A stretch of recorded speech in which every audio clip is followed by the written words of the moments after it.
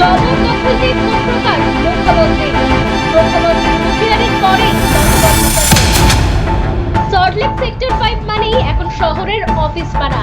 এখানে সকাল থেকে বহু লোকের আনাগোনা, তবে রাস্তার দুপাশ জুড়ে হকারের দৌরাত্ম্য। ফুটপাতের অস্থায়ী দোকানগুলোর জন্য বাড়ছে যানজট, ফলে সমস্যায় পড়তে হচ্ছে যাত্রীদের। এবার তারই বিপক্ষে ক্ষোভ উগরে দিলেন মুখ্যমন্ত্রী বলেন, সল্টলেকের অবস্থা খুব খারাপ, রাজারহাটের অবস্থাও খারাপ।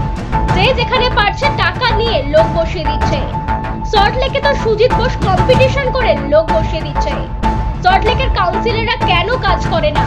এরপর কি আমাকে ঝাঁটা হাতে বের হতে হবে? বাইরের লোক এসে এখানে বসে পড়ছে। বাংলার আইডেন্টিটি বদলে যাচ্ছে, সঙ্গে হুঁশিয়ারি।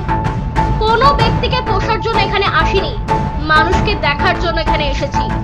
কোন পার্টির এমএলএ দেখার দরকার নেই। প্রশাসনকে বলে দিচ্ছি, যারা লোক করবে তাদের মুখ লিউকোপ্লাস দিয়ে বন্ধ করে দিন। টেন্ডার আর লোকালি হবে না। টাকা তোলার লোক আমি চাইছি না, সেবা করার লোক চাইছি। এর আগে নবান্নের প্রশাসনিক বৈঠকেও জবরদখল নিয়ে ক্ষোভ প্রকাশ করেছিলেন মুখ্যমন্ত্রীর হুঁশিয়ারির পরেই তৎপর প্রশাসন। রাস্তার ওপরে থাকা দোকান, এমনকি ব্যবসার সামগ্রী সরিয়ে দিল বিধাননগর পুলিশ।